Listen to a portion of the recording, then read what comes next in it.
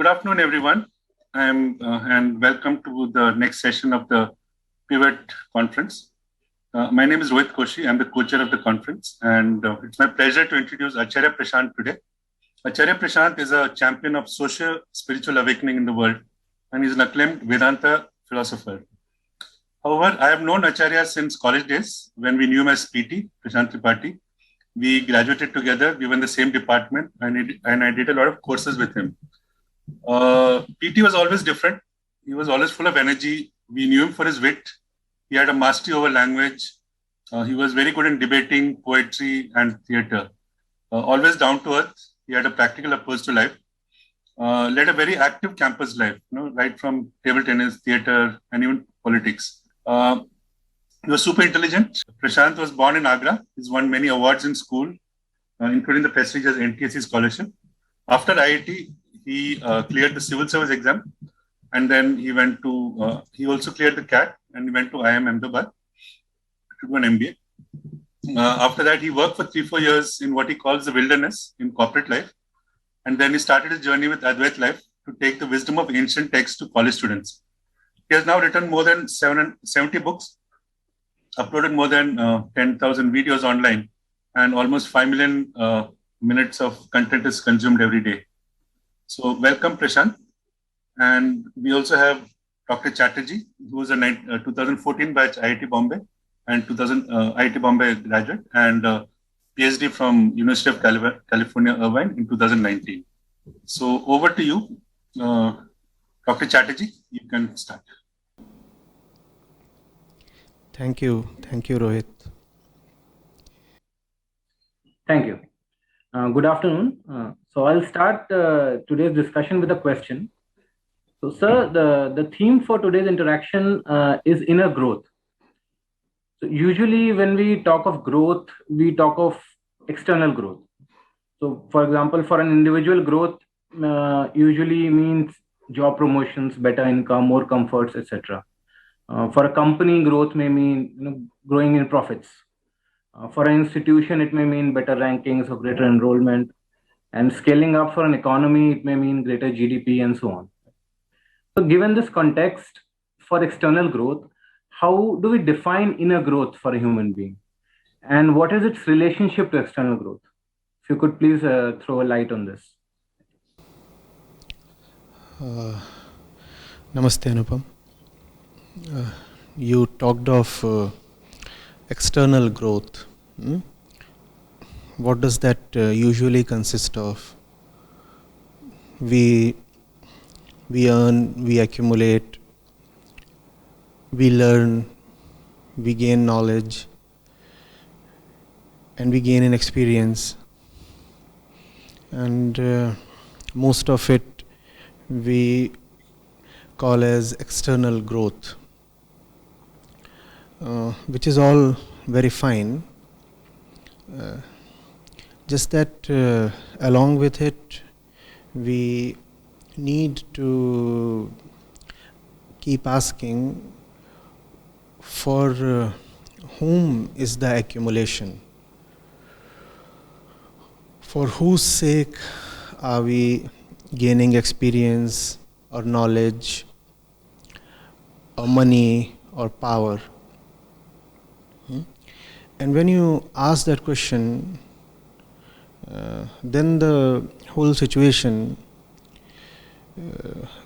shifts to a different plane.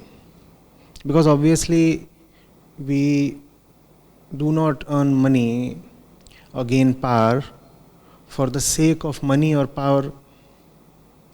We do not gain knowledge or experience for the sake of knowledge or sake of experience. We do it all for ourselves. We do it for our own welfare. So that question, for whom, kiske liye, is extremely important. And when you ask that question, you discover that even when you are striving for external growth, you, the person, the striver, the seeker, is actually at the center of all your efforts. And like in any process that consumes effort, time, energy, and must produce a certain output, here in this process also, the process of external growth, we need to keep measuring whether the external growth process has delivered the final output. And the final output is the welfare of the self.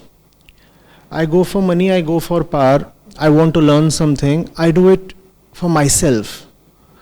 So even as I go about accumulating all that I do in the world, I need to constantly ask myself, to what extent has it really benefited me? So I, the subject, is at the center of all that I do with respect to the various objects in the world. So that's inner growth, being able to clearly see to what extent have all my worldly external endeavors facilitated my internal well-being. Now what is this thing, internal well-being? You see, we are born with certain tendencies, and those tendencies do not let us stay at peace. If you look at a newborn baby, it already has fear. It already has greed in a rudimentary, in a nascent form. Primordial jealousy, ignorance, these things are already present in us even as we are born. And these tendencies, these physical tendencies, become all the more harmful and exacerbated under the influence of social conditioning. Because as we go through life, we gather experiences, we gather knowledge, and we gather a sense of right and wrong. And mostly that does not come from places that can help or further our inner growth. So internally we all need a lot of work, because internally we all have a pre-existent mess even as we begin the journey of life. That mess needs to be cleaned up, that inner chaos needs to be sorted out, and that is inner growth. So inner growth is essentially a process in which you reduce or drop or rectify or cleanse a lot of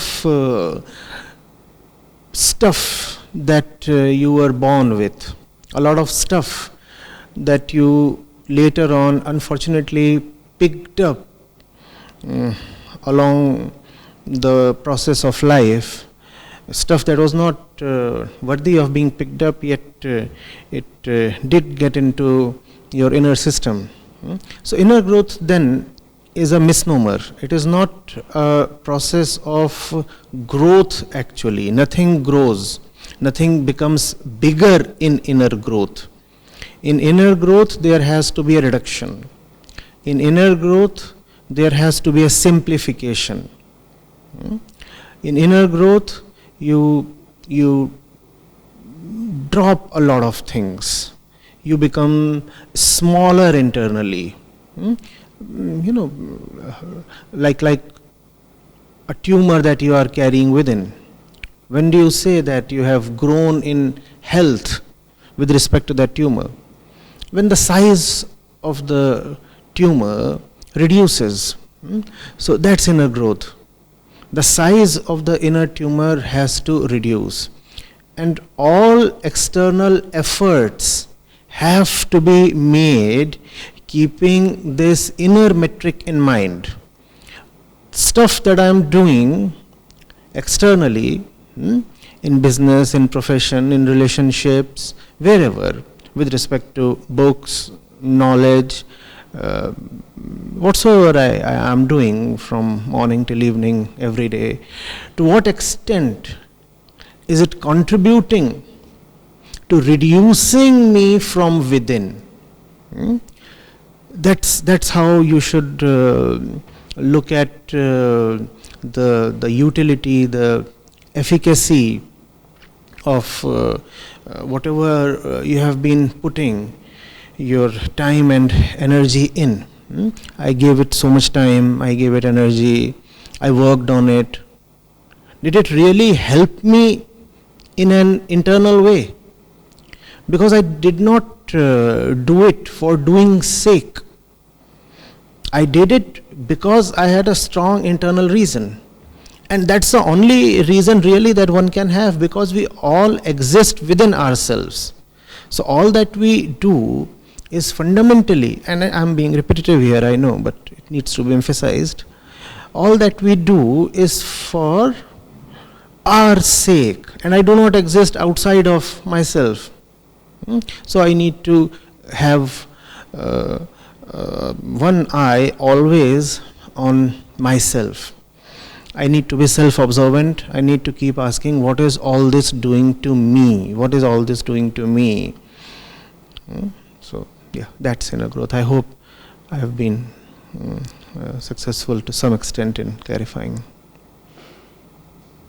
Thank you. Yes, sir. So when we talk of inner growth or inner wellness, it's not something that is unheard of. It is something which is in the common parlance. So if we go to a lot of neo-spiritual teachers, neo-spirituality, they talk of inner growth and inner wellness. There usually inner wellness is equated with stress relief or relaxation and techniques thereof. So if one thinks about it, inner growth in that sense is considered important only to the extent that which it supplements outer growth.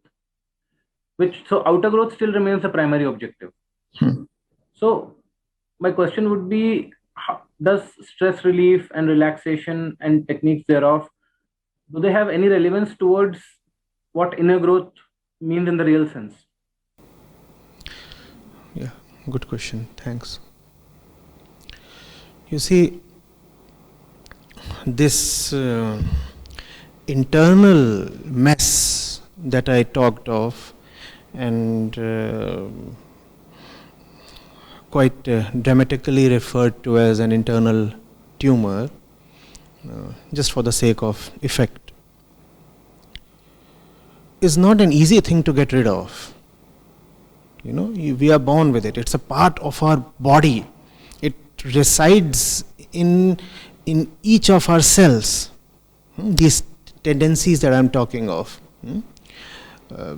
Ignorance, attachment, fear, greed, jealousy, and so many other things. They live within us. We are carrying them through the process of evolution. In fact, we share those tendencies with every living organism in the world. So they are quite animalistic, these things that we carry. They are animalistic and deeply entrenched. So, and that you would understand is also the reason why so few people even attempt to get rid of these things. And when you do attempt to get rid of them, when you do undertake the mighty battle, the giant project of challenging your inner self to become better, to reduce in size, to drop all its baggage, or most of it, then it's not easy. The self refuses to grow up. It wants to remain the way it was, and it says that if any growth is to happen, it must happen in the external domain. Internally, I will remain how I have always been. Internally, I'll remain afraid, I'll remain insecure, I will remain covetous. But externally, I will gather this, reach there, climb to that position. That's the position, that's the statement of the self, the inner self. You could call it the ego or whatever. So when you do want to grow internally, it involves pain. It actually involves taking on stress for a long time, deliberately, with resolution. So the person who really wants to have inner growth will not be afraid of stress. In fact, he'll be prepared to go through stress. He'll be prepared to invite stress of the right kind, mind you. It is this stress of the right kind that has been truly, classically called as tapasya or sadhana. The very word tapasya, at its root is tap, and one of its meanings is going through heat. You pass through fire knowingly, so that all that is unworthy within you gets incinerated, burnt out. Obviously, your system would not like that. Your system, your entrenched tendencies, they will oppose that. So then there is inner conflict, and you'll have to bear that conflict. I'm not in favor of stress, obviously, but what I'm saying is that usually what happens is that in the name of avoiding stress, we tend to avoid the right action as well. Such is man's predicament, that right action would involve a lot of stress. Wrong action, action that is harmful to your real well-being, does involve stress. But contrary to popular belief, right action may involve a higher degree of stress than wrong action does. So you have to be ready to take that challenge on. Right? The easier path is usually not the better one. Also, you see, if one is doing in life stuff that is needless, then it would bring its own share of stress and tension along with it. Now, what happens is that there is a temptation to seek a cheap remedy to this situation. And the cheap remedy is to take an analgesic, some kind of a painkiller. Right? So, for example, I might be in a job that puts me in a lot of stress. And that stress is quite unwarranted. It is not stress of the kind that facilitates any higher inner purpose. It's just that I'm at the wrong place, in the wrong environment, wrong company, wrong people. and so I am obviously stressed out. Now what do? I turn towards one of the popular meditation techniques floating in the market. And to some extent, those techniques work in a very superficial way, in a very short-term way. So I return from the bad job that I'm doing, and then in the night, I sit down for meditation, or in the morning before I leave for office, I sit down to meditate for half an hour, and that relaxes my system to some extent temporarily and enables me to continue in that same job, same profession, same environment, which is in fact bad for me. Now, this kind of stress relief or this kind of meditation is actually becoming an enabler for the wrong thing. So, there is a difference between stress and stress. Whatever one does in life, it does involve some stress. One must know the right stress to choose. Just as one must know the right thing to choose in any condition, in any sphere of life, right? So, stress is not necessarily a bad thing. Also, stress to a great extent is inevitable. Spirituality is not, initially at least, about avoiding stress. A state of peace starts descending on the spiritual person after a while, sometimes after a long while. Till then, one must pass through fire. Also, please remember that peace is not the appearance of peace. The spiritual person will take on mighty projects, and that will necessarily involve conflict. We are not talking of fairy tales here, we are talking of the real world. And in the real world, when you want to do something important, something really meaningful, there is conflict. Peace, therefore, cannot mean an appearance of peace.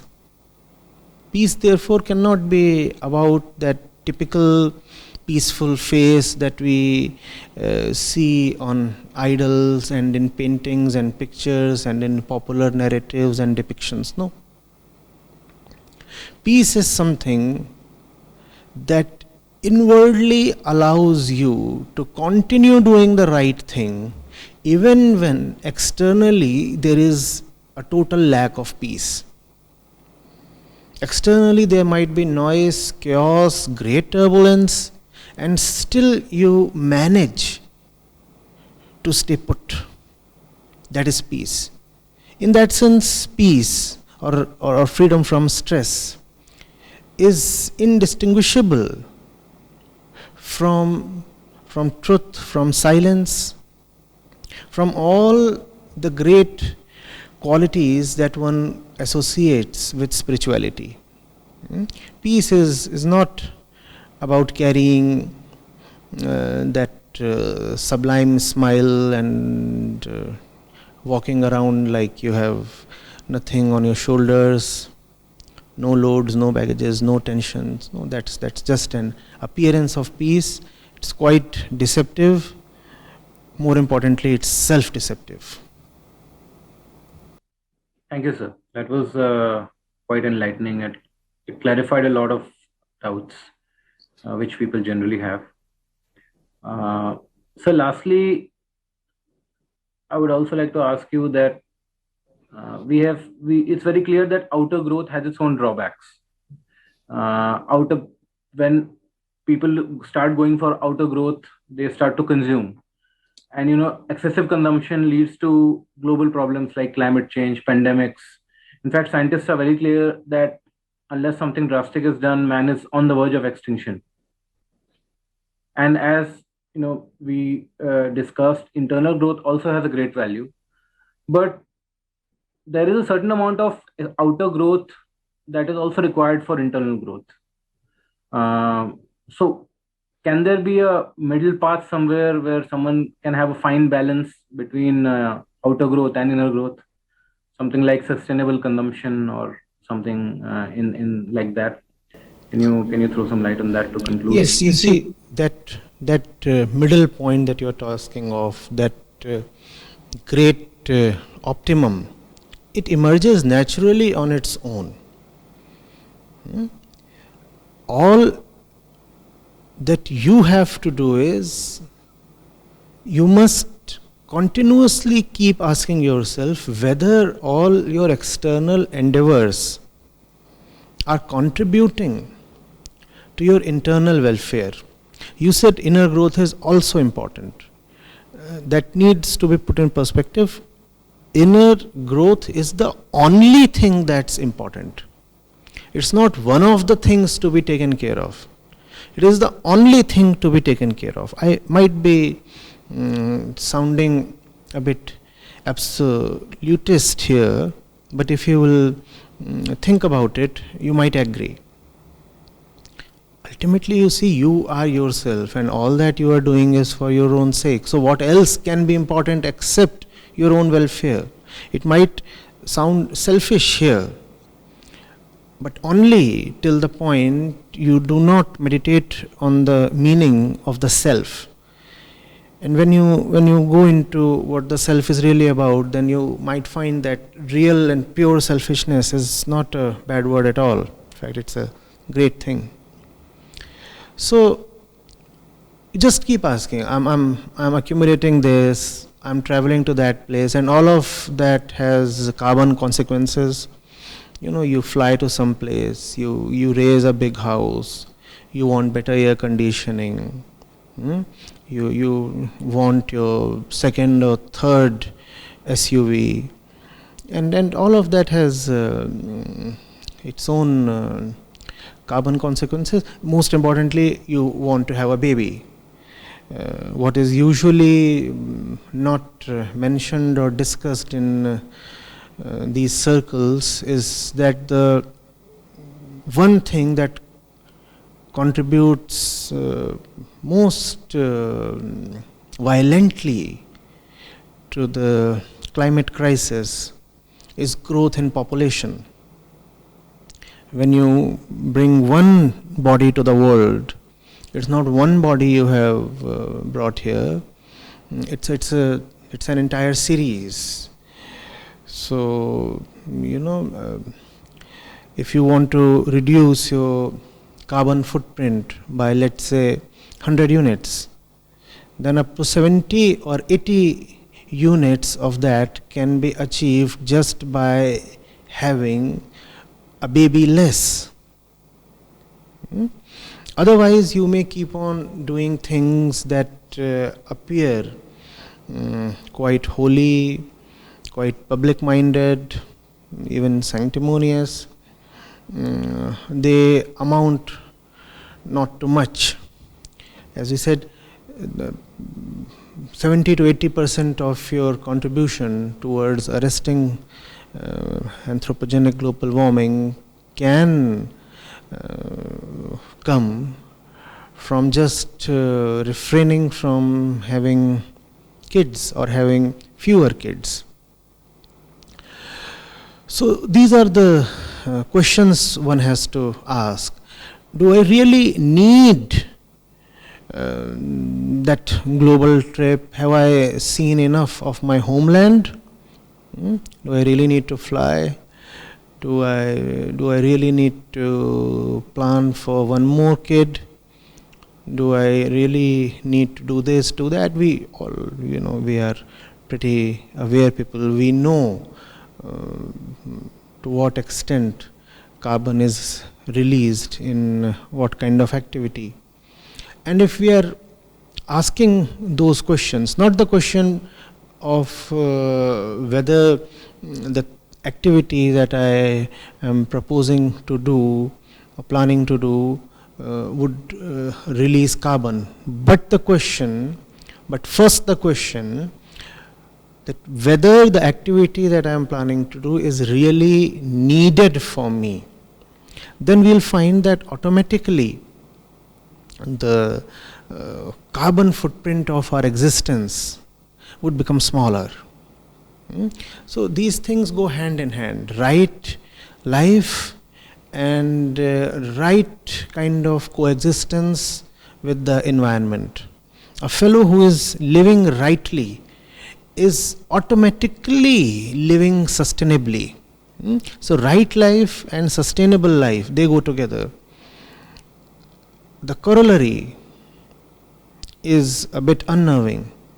If today we are leading the kind of lives that would potentially require a dozen earths to fulfill our demand of resources, then surely we are not leading the right life.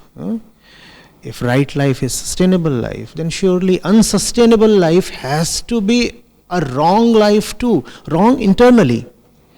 Which means that today, if our footprint is so big, if we are releasing copious volumes of methane and water vapor and obviously carbon dioxide and several pollutants as well, oxides of sulfur, nitrogen, then surely even internally we cannot be happy. We'll have to accept that this equation exists.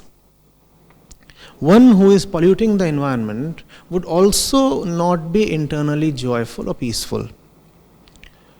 One who is contributing to biodiversity loss or hacking down of jungles would also be leading a pretty miserable internal life. The relationships would be bad, the sleep would be bad, the entire inner life would be messed up.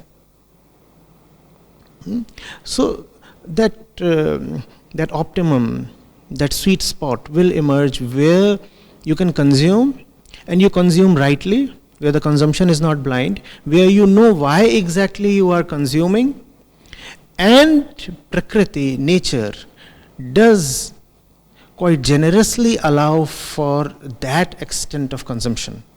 There is no problem. Every living being in the world does consume and does modify or manipulate in the positive context, manipulate nature, Prakriti, for its physical sustenance. Even a bird or a squirrel makes its nest. In summers, even dogs, the usual street dogs we have around, they dig the soil to have a certain cool place for them to rest in. So every organism is doing certain things with the environment, with his ecology. Man too is entitled to do that. We don't have to really go back to the jungle. But the question is, how much are we entitled to consume? And how many of us are entitled to consume?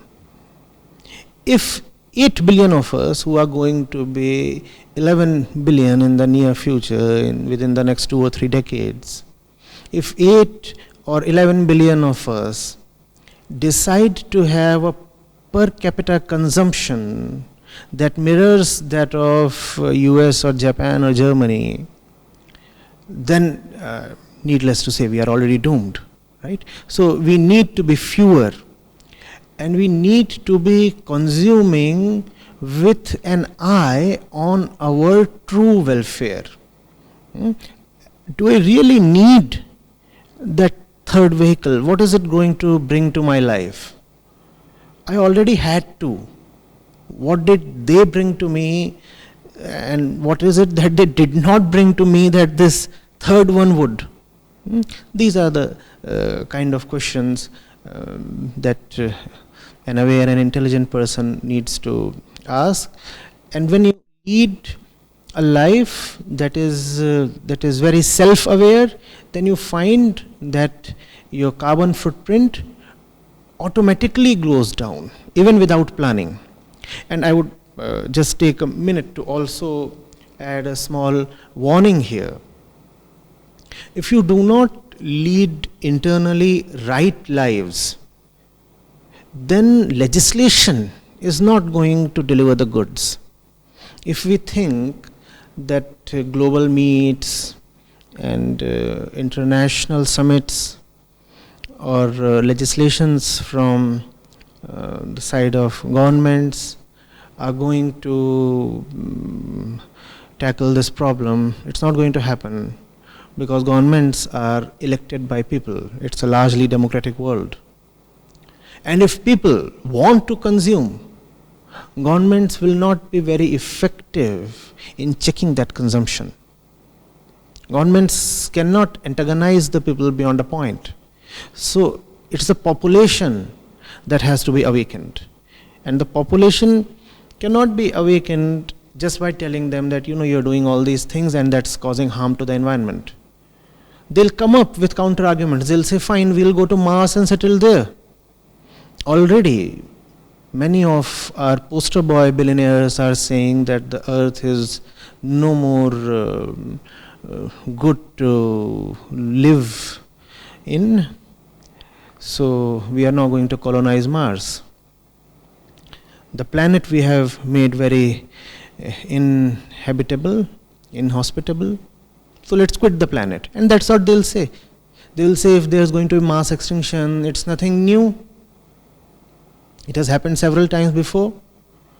So why should we trouble ourselves just to avert mass extinction? And they can come up with a lot of arguments. If you just keep emphasizing on environmental welfare, they will say we do not want environmental welfare at all. Why must we care about this little speck of dust in universe called planet Earth? We have so many other places to look at, From global, we will become universal. When you used to talk of something national, they said, no, we don't want to have a national identity, we want to have a global identity. Now that the globe has been burnt down, they'll say we want to have a universal identity, we'll move to some other planet, then they'll move to some other galaxy. Ultimately, all this will lead to just one big black hole. So the action has to be internal. Only that will succeed. I'm not coming from a moral point of view.